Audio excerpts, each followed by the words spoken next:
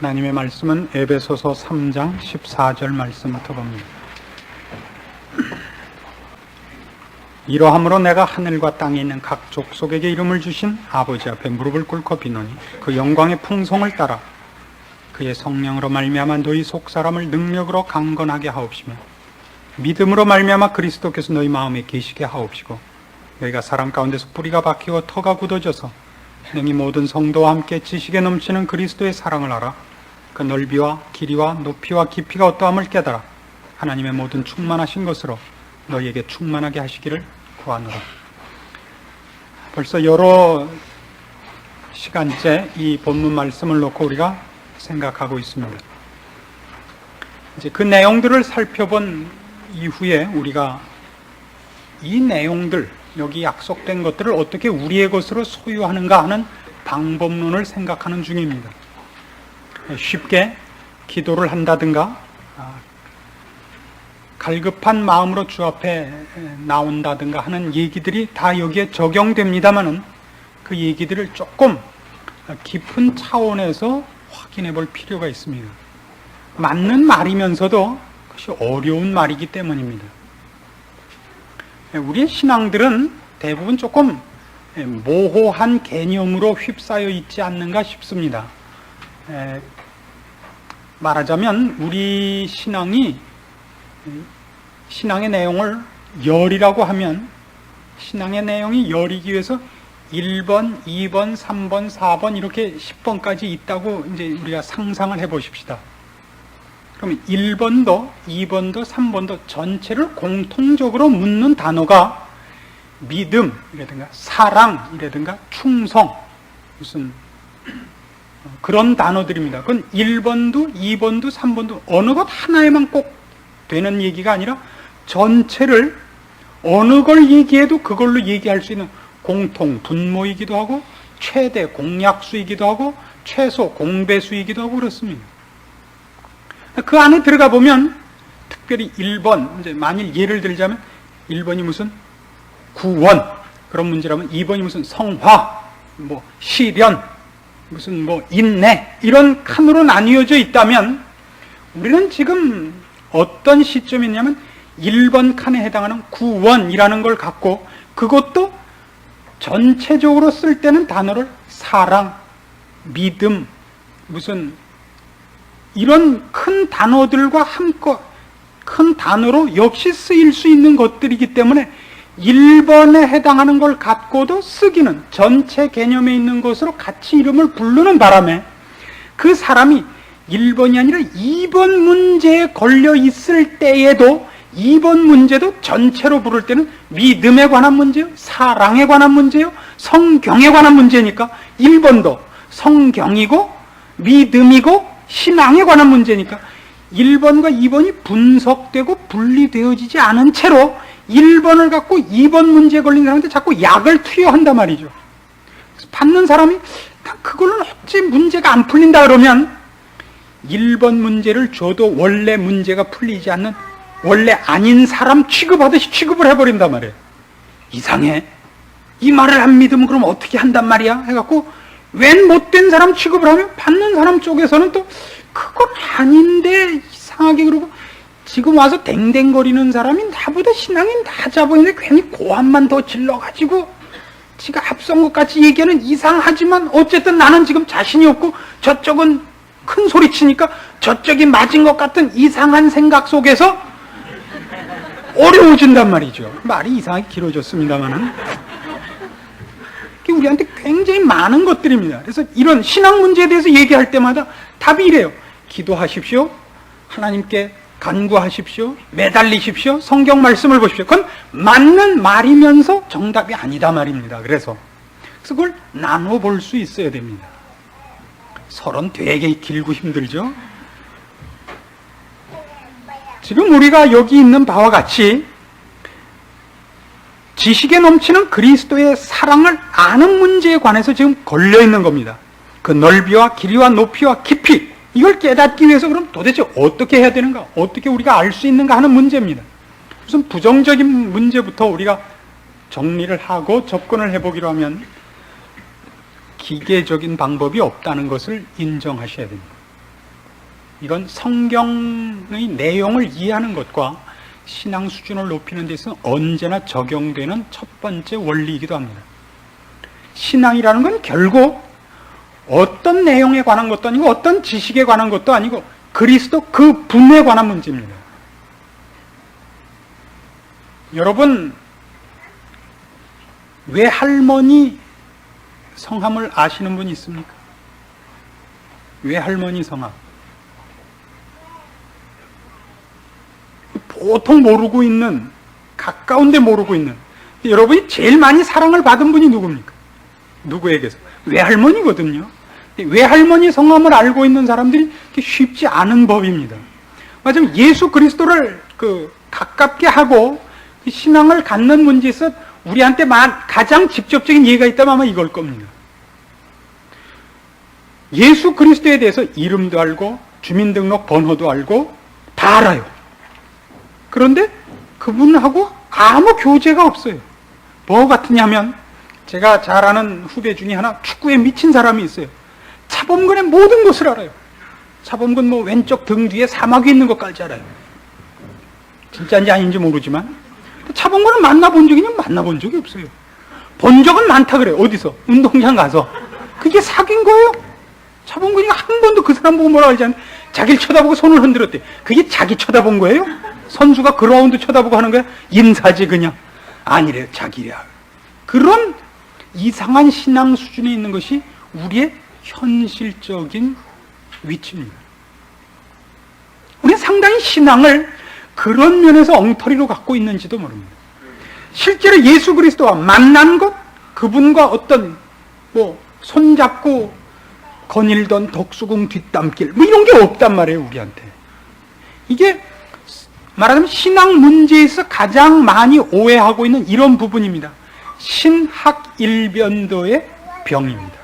그러니까 기계적으로 성경 공부를 많이 하고 성경에 대해서 빠삭해지면 혹시 그분을 더 깊이 사귀게 될 것 같아서. 그래서 여러분 중에서도 성경 공부 많이 하시고 이런 생각하는 분이 있죠. 어떻게 하면 신앙을 더 깊이 가질까? 그래서 신학을 해보고 싶은 생각을 문득문득 해보는 분이 있으리라고 생각합니다. 그게 여러분의 간절한 것은 인정하지만 그것이 최선의 방법이냐 하는 데 문제가 있다는 걸 아셔야 됩니다. 지식 일변도의 일종의 방법론입니다. 이건 기계적인 방법이란 말이에요. 말하자면 천자문을 띄면 한문 1000개는 아는 거 아니에요. 그런 방법이 없습니다. 성경을 10번 읽으면 한 번 읽은 사람보다 예수님과 더 가까워지냐면 그렇지는 않습니다. 한 번 읽은 사람보다 성경 내용에 대해서 더 많이 알고 그리스도에 대해서 더 많이 지식적으로 알지만 그것이 그분과 손을 잡으며 그분과 함께 있게 되는 길이라는 보장은 없습니다. 똑같이 그 신비주의 방법으로 이렇게 이제 요구하는 것이 있습니다. 학문으로가 아니라 지식으로가 아니라 신비적인 방법이다. 그래서 제가 예전에 찾아갔던 기도원, 그 기도원에 계시는 전도사님이 이렇게 얘기를 해요. 저 바위는요 방언받는 바위예요. 이런 기도원에 제가 한번 갔어요. 저 바위는 예언받는 바위래요. 당신이 서 있는 데는요 밥 많이 먹는 자리래요. 그런 건 없어요. 그 바위에 올라가서 기도하면 방언을 받고 이 바위에 올라가서 하면 무슨 예언의 은사가 생기고 하는 건 없습니다. 그거는 그럼 뭐와 같아지면 전화 다이얼 같이 되는 거죠. 어느 걸 누르면 어느 선과 통해야 되고 어느 걸 누르면 뭐가 나와야 되고 그건 밴딩 머신이 되는 거 아니겠어요? 우리 돈 넣고 단추 누르면 코코아도 나오고 커피도 나오고 율무차도 나오는 식으로 하나님이 기계가 아닙니다. 그는 인격을 가지시고 지성을 가지시고 감정을 가지신 분입니다. 그분과 친하는 것은 어떤 의미에서 무슨 다른 방법이 없어요. 여러분이 말하자면 좋아하는 사람, 여러분이 좋아하는 사람이 누굽니까? 저 빼놓고 누구 있습니까? 그냥 대답을 해보시죠. 예를 들면 그럴 리는 없지만 예를 들기 위해서 주성호 강도사라고 합시다. 주성호 강도사를 친하기 위해서 주성호의 모든 것 이런 책자를 봅니까? 키가 맺히며 혈액형이 무슨 형이며 이렇게 하지 않고 어떻게 하죠? 만날 장소에 가야죠. 만날 장소에를.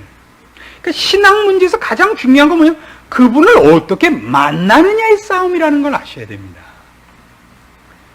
가까이 계실 때 부르라, 이거 아닙니까? 어떻게 해야 만나느냐? 어떻게 그가 지나가는 길에 가 있을 것이냐? 그게 이제 성경이 우리한테 제시하는 방법입니다. 그것도 그 방법을 쓰면 꼭 된다는 얘기가 아니라 어쨌든 지나가는 길목에 일단 서야 다른 데 있는 것보다 낫죠. 삭개오가 되든지 무슨 바디메오가 되든지 그래야 될 것 아닙니까? 지나가는 길목을 알기 위해서 우리가 그분이 잘 지나다니는 길목이 어디죠? 아주 성경 말씀. 아주 기도하면 응답하시니까 이게 그 길목이라는 뜻입니다. 그런 의미에서는. 그래서 하는 것이지 그러면 꼭이라는 보장은 없다. 그건 주문이 아니거든요. 성경을 딱 읽으면 앞에 싹 나타나세요. 이렇게 그런 법이 없습니다. 기도만 하면 안개가 거치면서 빛이 아니요. 어떤 분이 기도하다가 하도 그렇게 주님을 뵙고 싶어서 하루는 기도를 하는데 앞에 빛이 들어요. 눈을 탁 떠보니까 정전됐던 불이 탁 들어왔더래요.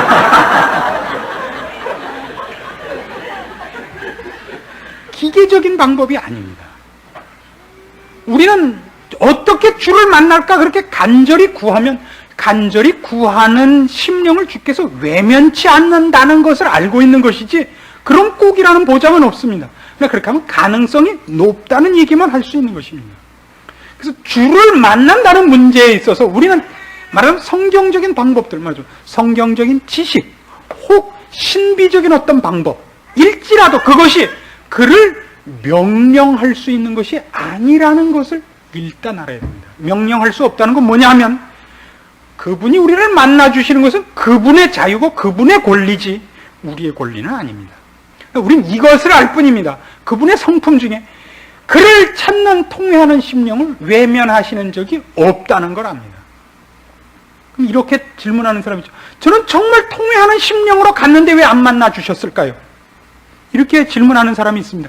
제가 답을 하나 알고 있습니다. 그때 만나주면 너무 까불까봐 뜸을 들이신 거죠. 이리 말해요. 너무 쉽게 탁탁 되면 안 되는 사람들이 있어요. 그가 진심인 것을 인정합니다. 같은 진심이라도 그 진심을 익혀야 되는 때가 있다는 걸 잊지 마십시오. 그렇죠? 제 친구 중에 아주 게으른 친구가 있는데 아침에 일어나면 언제나 8시에 깨고 9시에 일어나요. 그래서 야, 넌 늦게 깨는 주제에 일어나는 것도 늦냐? 깨면 금방 일어나는데 8시면 되지 않냐? 그랬더니 그 친구가 답을 이렇게 하죠. 너는 밥을 끓자마자 먹냐? 사람이 어떻게 뜸도 안 들이고 일어나냐? 였다고 변명을 하는 사람이 있습니다. 근데 성격적으로 그런 문제가 있는 사람들이 있어요. 그러하여금 잊지 않게 하기 위해서. 그리고 한 번 가진 것을 놓치지 않게 하기 위해서. 그것이 그에게 하나의 말하자면 변화된 모습을 고정시키는 시간으로서. 그리고 기억하시죠? 어떤 대나무를 휘게 한다든가 뭘 변형시키려면 묶어서 하루 혹은 일주일을 묶어놔야지 한번 이렇게 휙 휘면 그냥 싹 휘어져 있어요? 그렇지 않습니다. 그게 주님께서 여러분의 간절함과 진심에도 불구하고 뜸을 들이시는 이유 중에 하나지. 성경의 약속대로 그분은 진실된 영혼, 그를 찾는 분 앞에 외면하는 적이 없는 분이다. 그래서 우리가 알고 들어갑니다.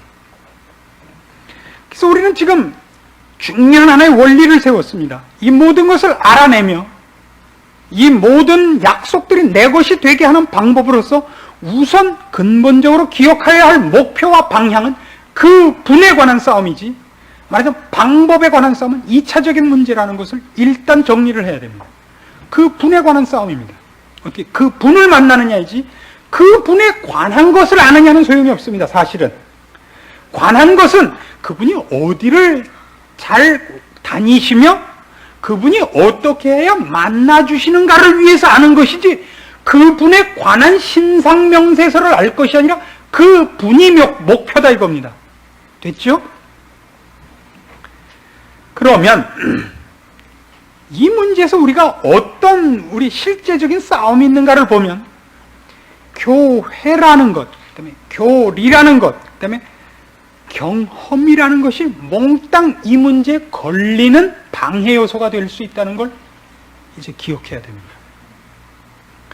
이런 경험이 없으십니까? 누가 어느 집회에 갔다가 뭐 감동을 받았다 그러면 여러분 맨 처음 어떤 생각부터 나세요? 고 기도원, 고 목사를 찾아가죠. 용한 목사, 용한 기도원을 찾아가면 혹시 나도, 이 생각이 누구한테나 드는 겁니다.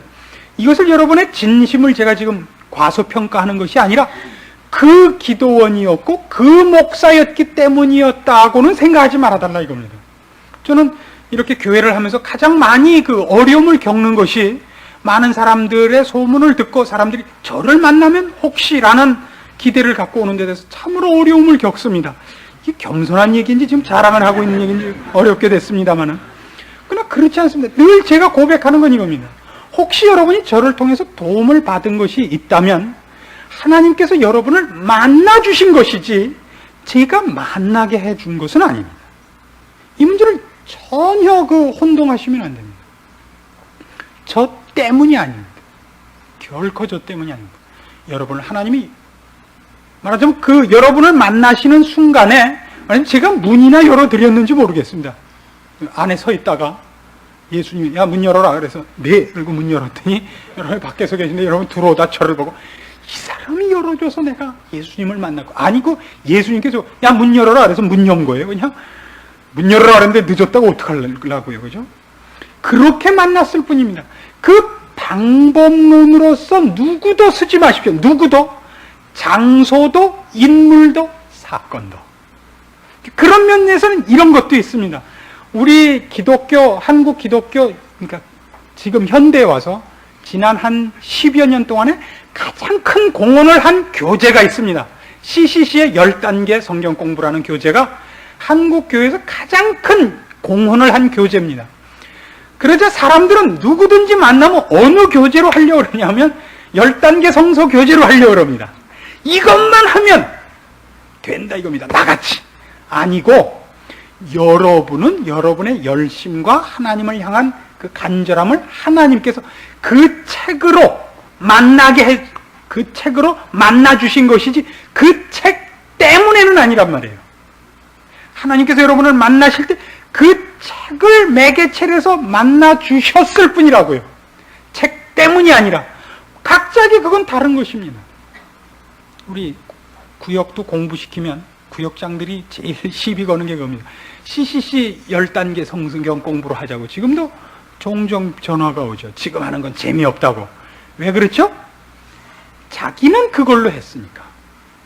자신은 그 CCC 성경 공부 교재로 됐기 때문에 그걸로 하면 좀 더 잘 될 거라고 생각하기 때문에, 물론 그 교재가 좋다는 걸 제가 인정합니다. 우리한테는 제가 예를 이걸로 들었을 뿐이지 비슷한 생각이 어디나 있습니다. 그것이 어떤 때는 사업이 될 수 있습니다. 맞아, 어떤 봉사를 하면 11조를 내면 철야 기도를 하면 이런 어떤 행사가 될 수 있어요. 여러분 놀랍게도 제가 잘 알지 못했었는데 요 근래에 어떤 용한 사람한테 이런 얘기를 듣고 참 놀랐습니다. 기독교만 선행을 하는 것이 아니라 무당들도 그렇게 한다는 사실을 알았습니다. 불교는 그렇게 하는 줄 알고 있습니다. 불교는 이제 적선하는 일이 많죠. 뭐 이제 방생도 하고 무슨 좋은 일을 이렇게 시키는데, 무당들도요, 복 받고 싶으면 남의 애를 하나 고아원에서 데려다 길러라, 뭐 이웃에 가서 착한 일을 해라, 이런 일을 시킨다 그래서 깜짝 놀랐어요. 그 무당들도 윤리적으로 꽤 신통한 일을 시킨다는 사실을 알고 깜짝 놀랐습니다. 그래서 기독교를 윤리적이고 도덕적인 차원에서 다른 종교와 구별하려고 그래갖고는 차이점을 발견하지 못합니다. 진리라는 대목에서 차이가 있고 권위라는 대목에서 차이가 있을 뿐입니다. 근데 우리도 말하자면 하나님을 너무 간절히 소원하고 만나고 싶어서 방법론으로 무엇을 동원한다고요? 혹시 기도를 하면, 혹시 철야를 하면, 혹시 금식을 하면 하나님께서 그때 만나주시는 것은 간절함을 외면치 아니하시는 응답이시지 그것이 방법은 아니라는 걸 아셔야 됩니다. 이 참 우리한테는 큰 싸움입니다. 방법은 아닙니다. 그럼 오늘날 우리 신앙 형태 속에서 이런 모든 것들이 우리한테 자리 잡고 있는 것 때문에 무슨 부작용이 생겼나 보십시오. 방법을 경쟁하는 것이 얼마나 많은가 보세요. 금식 기도를 했다든가 철야 기도를 했다든가 기도원에 올라갔다 왔다든가 전도를 했다든가 하는 자기가 한 일이 자꾸 생색이 나는 것은 나는 이걸 했기 때문에 하나님이 나를 찾아와 주셨다는 원인과 결과를 잇는 자랑이 되고 있다는 사실입니다. 이것만큼 신앙과 위배되는 것은 없습니다. 사도 바울식으로 얘기하자면 이것 아닙니까? 내 몸에 있는 가시를 뽑아달라고 주께 3번 기도를 했더니 주님께서 뭐라 그랬다고요? 내 은혜가 네게 족하도다. 이는 내 능력이 약한 데서 온전하여 짐이라. 그래서 내가 기뻐함으로 내 약한 것들에 대하여 자랑하리니 이는 내가 약할 그때 곧 강함이라 이겁니다. 또 있죠. 내가 약함으로써 그리스도의 능력을 내게 머물게 하려고. 잘 생각해 보세요. 약해야 그리스도께서 나한테 오신다면 나는 약하겠단 말이에요. 그럼 우리는 어떻게 하냐면 그리스도께서 나에게서 떠나는 한이 있어도 내가 강해지는 걸 선택한단 말이에요. 그러니까 누구 이름이 존귀 되는 싸움이냐에서 우린 근본적으로 틀려 있어서 그리스도의 사랑의 깊이를 아는 것, 예수 그리스도와 사귀어나가는 그분과 점점 결합되는 것이 아니라 그분으로 말미암아 내가 점점 독립된 힘과 지혜와 능력을 가지는 쪽으로 추구하고 있으니까 교제가 없죠. 예수를 믿어서 힘을 얻고 심리적인 무슨 안심을 얻고 그래갖고 독립되어 간단 말이에요. 예수 그리스도는 빵꾸 났을 때 찾아가는 빵꾸점밖에 안 돼요. 필요할 때 찾아가는 어떤 에너지 공급원일 뿐이지 그분이 우리 삶과 내 존재에서 만나고 즐기고 어울리고 할 대상이 아니단 말이에요. 그는 급할 때 무얼 내 필요한 걸 주는 분에 불과하단 말이죠. 이래갖고는 신앙은 도무지 형성되지 않는다는 것이 지금 내용입니다. 방법을 동원한 모든 이유가 뭐냐? 기도든 말씀을 읽는 거든 그것이 성경 공부든 신학이든 왜 그것이 동원됐느냐? 결국은 주님께로부터 뺏고 싶은 것이 있었을 뿐이지 주님을 만나고 싶은 건 아니지 않느냐? 이렇게 질문을 던지셔야 됩니다. 여러분이 만일 주님을 모시는 일에 여러분이 가난하고 실패하는 게 이익이라면 실패하시라 이겁니다. 어떻습니까? 이것을 우리는 구약에서 어떤 장면에서 보냐면 다윗에게서 보는 겁니다. 다윗의 생애는 그 밧세바 사건을 중심으로 해서 완전히 나뉩니다. 밧세바 사건 전까지 어떤 사건이 있느냐면 여러분 잘 아시는 골리앗을 처음 무찔리는 사건이 있고 또 사울이 그를 죽이려고 그렇게 쫓아다니는데 전혀 항거하지 않고 도망다니는 사건이 있습니다. 사울을 2번이나 죽일 기회가 있었으나 죽이지 않습니다. 그 나중에 자기가 왕이 돼서도 사울의 집안에 남아있는 자들을 선대합니다. 그리고 모든 것을 쳐서 승승장구를 해놓고 그리고 밧세바 사건이 터집니다. 성경이 다윗 사건을 꺼내놓고 바로 이 얘기를 하고 싶은 겁니다.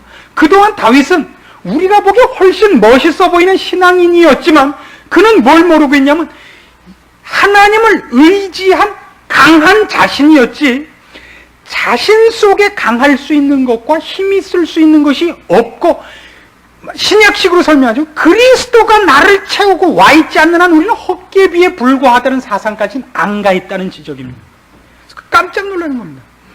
그가 하나님의 이름과 그의 영광을 위하여 골리앗을 물리치고 하나님이 기름 부음 받은 자에 대하여 감히 칼을 들지 않고 국률을 베풀며 이랬던 모든 것이 한 여인 앞에서 무너질 때 드디어 자기를 보는 겁니다. 인간이 뭐냐? 결국은 다윗은 밧세바 사건 이전에는 우리나라식으로 얘기하면 군자에 불과했다 이겁니다. 성경의 지적은. 신앙이기보다. 물론 이제 다른 상징으로 볼 때는 또 다릅니다만 그 상징으로 볼 때는 그 메시지가 다윗 사건에서 가장 큰 겁니다. 오늘날도 우리는 마찬가지입니다. 우리는 믿음의 영웅이 되고 싶지 그리스도와 24시간을 붙어있는 자가 되고 싶은 건 아닙니다. 어떻습니까? 여기가 병이라고. 어떻게 하면 그리스도의 능력을 많이 뺏어갔냐? 마치 이제 돌아가시기 한 사흘 남은 아버지한테 어떻게 유산을 많이 물려받을까 아첨 떠는 사람들 같아요. 원래는 좋아하지 않지만 아첨 떠는 형제끼리 경쟁하고 그러는 식밖에 안 돼 있는 것이 아닌가 하는 아픔이 우리에게 있는 것입니다. 우리가 기도를 한다 그러면 기도의 대부분의 양태를 보십시오. 하나님께 모든 찬양을 돌리고 경배를 하고 믿는다고 고백해서 결국 무엇을 얻어내려고 그러죠? 제가 이렇게 하나님을 찬양하며 경배하며 이렇게 믿으며 하라는 대로 다 할 것입니다. 그러니 이걸 주십시오. 결국은 요 얘기 하나 하려고 창세기부터 요한계시록까지 읽고 전 세계 흩어진 선교사를 위해서 기도해서 이만하면 줄만하지 않습니까? 하나님. 결국 끝에 손 내놓기 위한 것 외에 아무것도 아니다 말이에요. 기도 자체가 기도가 지금 대화요, 만난 것이요. 그래서 그 시간이 즐거운 것이요. 뭐 꼭 얘기가 연결되지 않아도 주를 상상하며 만나며 거기에 말하자면 음악이 있고 거기 영적 교제가 있는 그 즐거움이 있는 기도하는 사람을 제가 몇 못 봤어요. 보세요. 기도할 때 다 인상 쓰고 있잖아요. 웃으면서 기도하는 사람 몇이나 보셨습니까? 왜 다 인상 쓰죠? 빨리 탄해갖고 나와야 되니까 급하니까 지금. 우리 신앙입니다. 그러니까 주일날 우리 예배 보는 양태도 지금 굉장히 많이 그런 의미에서 변질되어 있는 겁니다. 예배를 본다는 건 그것 자체가 하나님의 영광을 뵈러 나오는 것이기 때문에 예배는 사실 처음부터 끝까지 어느 순서든지 다 영광스럽고 즐거운 일이어야 마땅합니다. 그러나 우리는 이제 너무나 많이 교육적으로만 가가지고 설교 일변도가 된 것이 사실입니다. 거기서 어떤 것도 말하자면 안내를 서는 것도 우리가 중간에 찬송을 하는 것도 성시를 낭독하고 교독하고 사도신경을 다 같이 고백하고 하는 모든 것이 사실은 교회는 그런 의미에서 상징적으로 하나님이 정말 여기 임재하시고 그 앞에 둘러선 사람들이 만족과 기쁨과 자랑과 감사 속에서 만난 그지없는 얼굴들인 것입니다. 그러나 우리는 그게 아니고 하나님 오늘도 제가 왔습니다. 출근배 도장 찍었습니다. 이번 달은 빠짐없이 월급 다 주셔야 됩니다. 이런 것 외에는 아무것도 없으니까 설교나마 좀 재밌게 해줘야지. 뭐 할 수 없이 오긴 왔는데 이렇게 지금 어려워지고 있는 겁니다. 우리 주님을 만나며 그를 사귈 마음이 없는 것이 아닌가 이렇게 자기를 자꾸만 살펴봐야 마땅합니다. 우리는 많은 설교들을 듣고 한국교회같이 설교에 대해서 집중되어 있는 그 교회 형태도 없을 텐데도 불구하고 바로 이 시점 주와 사귄 것이 아니라 주에 대한 소문과 주에 대한 상식과 주에 대한 개념만을 갖고 있는 신자들로 교회들이 넘치고 있는 겁니다. 우리는 여기서 돌아서야 됩니다. 이 일을 성경이 기록하고 있다는 건 우리한테 큰 위로입니다. 우리만의 실수라는 것이 아니라 모든 신자에게 일어날 수 있는 실수라는 것입니다. 왜요? 사탄이 우리에게 노리는 것은 처음엔 예수 못 믿게 하는 것입니다. 예수를 믿은다면 예수 그리스도에 관한 정보만 갖고 혼자 놀게 하는 것입니다. 그리스도를 못 만나게 하는 것입니다. 우리한테 가장 큰 병이죠.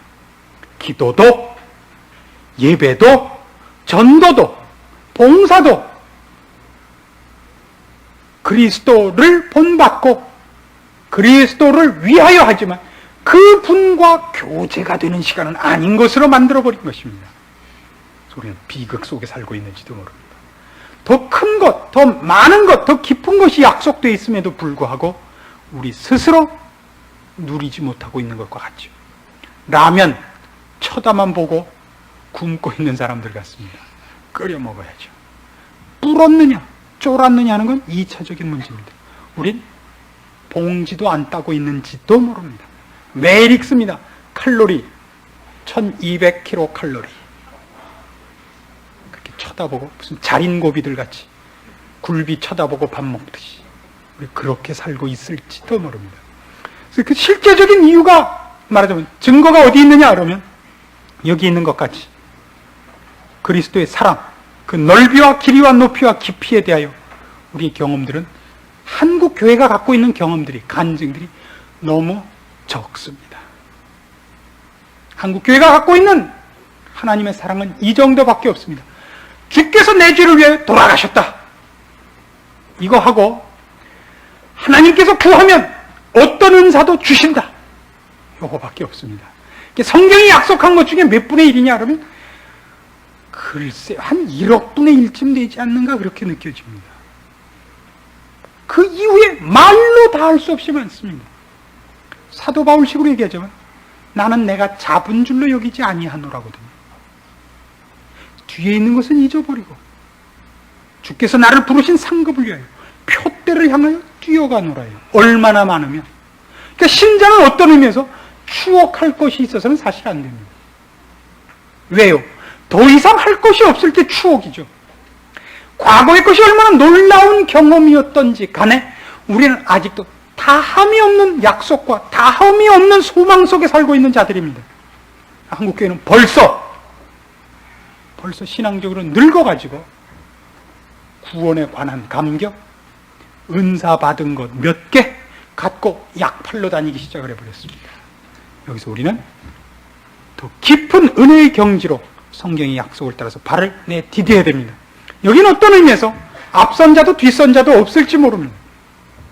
모든 성도들을 향하여 약속한 하나님의 공개된 약속입니다. 여러분이 모두 누구나 성경의 약속을 따라 얻을 수 있는 것들입니다. 여기 오늘 약속된 것 같이 그 분을 요구하십시오. 그것이 기도의 형태로 나타나든 말씀의 형태로 나타나든 예배의 형태로 나타나든 방법에 얽매이지 마십시오. 그러나 모든 방법을 다 동원해야 됩니다. 왜요? 그래야 하여튼 한 번 만날 거 아니에요. 예수님 다니시는 모든 길에 덫을 놔야죠. 그래야 하나 걸릴까 말까 한 거 아니겠습니까? 열심히 무슨 덫에 걸리시겠습니까? 예수님이?